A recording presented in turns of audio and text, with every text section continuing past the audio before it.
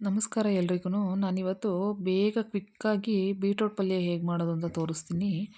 ಒಂದು ಬಾಣಲಿ ಇಟ್ಕೊಳ್ಳಿ. ಅದಕ್ಕೆ ಒಂದು 3-4 ಸ್ಪೂನ್ ಎಣ್ಣೆ ಹಾಕಿ, ಎಣ್ಣೆ ಕಾಯಬೇಕು. ಎಣ್ಣೆ ಕಾಯ್ದಾದ್ಮೇಲೆ ಅರ್ಧ ಸ್ಪೂನ್ ಜೀರಿಗೆ ಮತ್ತು ಅರ್ಧ ಸ್ಪೂನ್ ಸಾಸಿವೆ ಹಾಕಿ, ಸಾಸಿವೆ ಸಿಡಿಬೇಕು. ಸಾಸಿವೆ ಸಿಡ್ದಾದ್ಮೇಲೆ 1 ಸ್ಪೂನ್ ಕಡಲೆಬೇಳೆ ಹಾಕಿ ಲೈಟಾಗಿ ಸ್ವಲ್ಪ ಫ್ರೈ ಮಾಡಿ. ಕಡಲೆಬೇಳೆ ಫ್ರೈ ಆದಮೇಲೆ ಒಂದು 3-4 ಬೆಳ್ಳುಳ್ಳಿ ಹೆಸರು ಇಟ್ಕೊಂಡಿದ್ದೀನಿ, ಅದನ್ನು ಹಾಕಿ ಲೈಟಾಗಿ ಫ್ರೈ ಮಾಡಿ. ಬೆಳ್ಳುಳ್ಳಿ ಫ್ರೈ ಆದಮೇಲೆ ಒಂದು 4-5 ಹಸಿಮೆಣ್ಸಿನ್ಕಾಯಿ ಕಟ್ ಮಾಡಿ ಇಟ್ಕೊಂಡಿದ್ದೀನಿ, ಅದನ್ನು ಹಾಕಿ ಫ್ರೈ ಮಾಡಿ.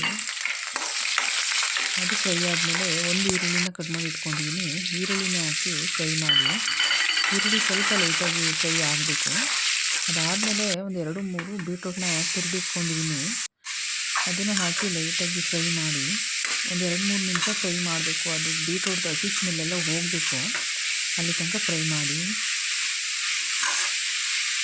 ಚೆನ್ನಾಗಿ ಫ್ರೈ ಆದಮೇಲೆ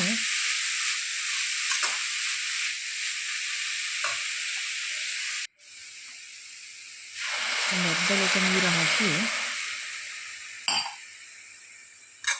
ರುಚಿಗೆ ಎಷ್ಟು ಬೇಕಷ್ಟು ಉಪ್ಪು ಹಾಕಿ, ಅದಕ್ಕೆ ಮುಚ್ಚಿಬಿಟ್ಟು ಚೆನ್ನಾಗಿ ಒಂದು 5 ನಿಮಿಷ ನೀರಲ್ಲಿ ಬೀಟ್ರೋಟ್ನ ಬೇಯೋದಕ್ಕೆ ಬಿಟ್ಬಿಡ್ಬೇಕು.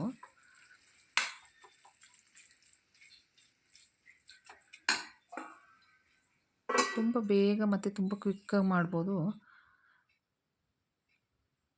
ನೋಡಿ ಇವಾಗ ಬೆಂದಿದೆ. ಅದಕ್ಕೆ ಒಂದು ಅರ್ಧ ಬಟ್ಲು ಕಾಯಿ ತುರಿ ಮತ್ತು ಕೊತ್ತಂಬರಿ ಸೊಪ್ಪನ್ನ ಹಾಕಿ ಚೆನ್ನಾಗಿ ಕಲಿಸ್ಬೇಕು. ಚೆನ್ನಾಗಿ ಕಲಸಾದ್ಮೇಲೆ ಆ ಕಾಯಿ ತುರಿ ಸ್ವಲ್ಪ ಬೇಯಬೇಕು, ಹಂಗಾಗಿ ಒಂದು 2 ನಿಮಿಷ ಅದಕ್ಕೆ ಮುಚ್ಚಿಬಿಟ್ಟು ಬೇಯಿಸ್ಬೇಕು.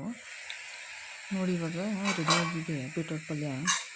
ತುಂಬ ಅರ್ಜೆಂಟ್ ಇದ್ದಾಗ ಪಟ್ ಅಂತ ಕ್ವಿಕ್ಕಾಗಿ ಮಾಡ್ಬೋದು. ನೋಡಿ ತುಂಬ ಈಸಿಯಾಗೂ ಮಾಡ್ಬೋದು.